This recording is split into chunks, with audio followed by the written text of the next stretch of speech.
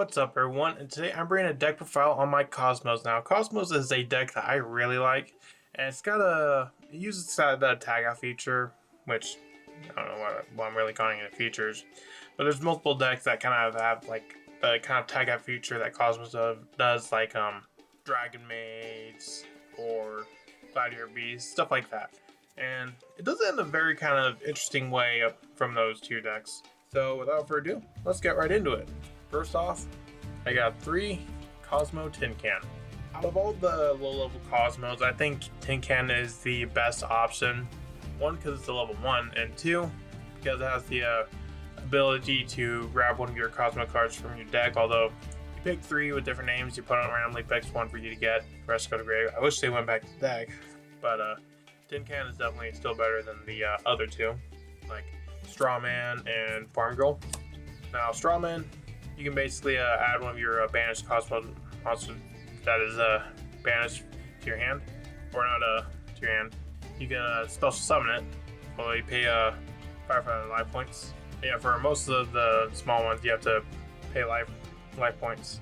And Farm Girl, when you inflict battle damage, you can pay 500 to add a Cosmo card from your deck to hand. And during another turn, you can banish them to special summon a level higher than them from your hand. Like, for example, Farm Girl needs to be a level 4 or higher Cosmo. Tin Can has to be a level 2 or higher Cosmo. And as far as the lower level Cosmos, this is all we're really running. Because one thing I noticed with this deck is that ratios are very important. Like, I really only want to see one of the lower level ones in my hand, in my opening hand. Next, I run 3 Dark Destroyer. This is the best out of all the Cosmo monsters. If this card is on a special summon, you can target a monster on the field to destroy it. It cannot be targeted by opponent's card effects. And if this card is destroyed by battle or card effect is sent to the graveyard, you can banish it to special summon level 7 or lower Cosmo monster from your deck. So you can grab one of the other Cosmos and then just go into another higher level Cosmo in your hand. Also run 3 Cosmo Dark Lady. Now, out of all the higher level Cosmos, Dark Destroyer and Dark Lady are the best options, while Dark Lady doesn't keep the trend going with the other Cosmos where, like, let's say use Farm Girl, go into Dark Destroyer, then Dark Destroyer can go into Strawman, then Strawman can go into another Cosmo monster, then that monster can go into another one. That's how the Cosmo basically function, but Dark Lady kind of separates from that. It does have a quick effect to banish this card and summon a level 6 or higher Cosmo monster from hand, but its only other effect is once per turn when another monster effect is activated. Quick effect, pay 1,000 life points to negate and destroy that card. Which honestly I think is really good. So even if the chain of summoning ends on Dark Lady is a very good one to end on because it has a negate, and it's the only Cosmo monster that has a negate. So it's one of our few negate options. Next, I run 3 copies of Slip Rider. You always want to have Slip Rider because you never know when it's going to come up. When this one's summoned, whereas Dark Destroyer pops a monster, Slip Rider pops a spell and trap. Next, for the one-ups, I run the 1 Doge Fighter. Yeah, I just like calling it Doge Fighter, even though it's just Dog Fighter. Forerunner, and Dark Eclipser. Now, their effects really aren't anything too special. Forerunner, you just gain 1,000 life. Dog Fighter, you can summon a token. And Eclipser can negate a trap. All pretty decent, but I wouldn't say they're as good or as useful as the Dark Destroyer, Dark Lady, and Slip Rider. Moving on to the spells, I run 3 copies of Cosmo Town. Cosmo Town, I like it, but I don't like it. It's really weird. It has a very good effect, but it can also be very situation dependent and very kind of like a gamble. The first effect, you can target one of your banished Cosmo monsters, return to the hand. If you lose life points equal to its original attack. In later games, that's very useful, and it's going to be what allows you to keep going through your Dark Destroyers. The secondary effect is also pretty good. You reveal any number of Cosmo monsters in your hand, shuffle them to deck, then draw equal to the number of cards shuffled into the deck. And if this card on the field zone is destroyed by a card effect, you can add 1 Cosmo card from your deck to hand. Which means you can even pop it with your own Slip Rider. So it's really good, but most of these effects are for either later game or situational. So it's good, but I guess like with an asterisk. Now next, I run 3 copies of E-Tully. The lower level Cosmo monsters, the Tin Can, Strawman, and Farm Girl. They are psychic. I don't really understand why they're psychic, but they are, so they work perfectly well with E-Telly. Also run 2 copies of Period Rice Map, which allows us to search out the tin can. This is why my monster count for the level 1 through 3 Cosmos is very low, because while I got 6 copies of the level 3 or lower, I also got 3 E-Telly, 3 Period Rice Map, of course I also got the 1-for-1, and of course Pot of Prosperity. So I have plenty of ways to get to them. So instead I'd rather focus on having as much of the higher level Cosmo monsters in my hand as possible. And of course I run Call Up by the Grave because Ash and stuff like that can really hurt.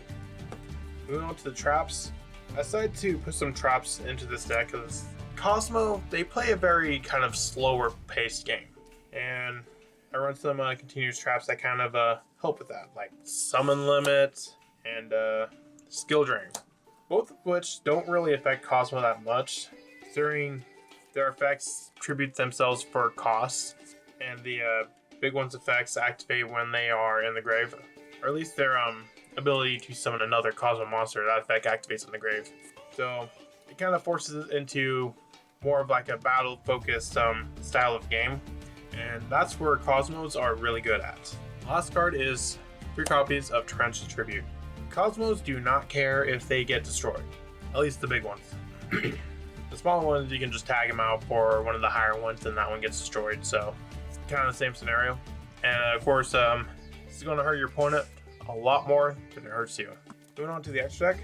Now, the extra deck, for the most part, I wouldn't say is too terribly important, because you don't really summon a whole lot. It's kind of like you use, I'd say, you use 1 monster zone, then you just keep summoning monsters when that monster leaves the field, so you really only have 1, maybe 2 monsters on the field at a time. But it does come up in certain scenarios. So as far as the cards I run number 1 Infection Buzz King. This is one of the new cards actually from Maze of Millennium, I think. So once per turn during your standby phase, you detach 1 card from your opponent's, or you can attach 1 card from your opponent's graveyard to this card's material. And then once per turn, if this card is XYZ summoned, you can look at your opponent's extra deck and send 1 card from it to the graveyard. You detach 1 material from this card, then target 1 card your opponent controls, destroy it. Then if you destroyed a face-up monster, inflict damage to your opponent equal to half the attack of they had on the field. So really good. And if I do make any extra deck plays, this would probably be one of the ones I'd go for the most. Considering we're already using Skill Drain and Summon Limit and stuff to really slow down our opponent, having something like this that can just grab a card from your opponent's extra deck, send it to the graveyard, and then attach it to Buzz King itself, means unless they get rid of Buzz King, they can't use it, which I think is really, really good. Of course, we also got King Gear Stew and Hope Harbinger, other good rank 8s. Got Red Eyes Flare and Metal Dragon for the not that one. Also run 1 Cyber Dragon Nova and Cyber Dragon Infinity. Just a really good option for Slip Rider, and of course Infinity itself is a pretty good monster. I run the 1 Sylvan Princess Sprite. Which is pretty decent. You can activate the top card of your deck and it's a spell card you can add to your hand, which is pretty good, and that could be pretty useful. Also run the 1 Downerd as well as 2 copies of Zeus. And that's more or less it for the XYZ monsters. I do run some links like Relinquished Anima, Barricade Board Blocker. Anima is good for the tin can if you have something that's just very impressive and requires an out. You can use the Anima to kind of like out it, or at least force the negation. And if you have something like E-Telly or some other way of getting into one of your other Cosmos, that's also an option. Blocker, grab back the Cosmo Town. Dark, Phoenix, Unicorn, Access Code. Those 3, really simple. Just help you get game or get rid of annoying threats. That's it for my Cosmos. Let me know what you think of Cosmos. Do you think it's a pretty fun deck? Let me know in the comments, and I'll see you in the next video I make. Bye.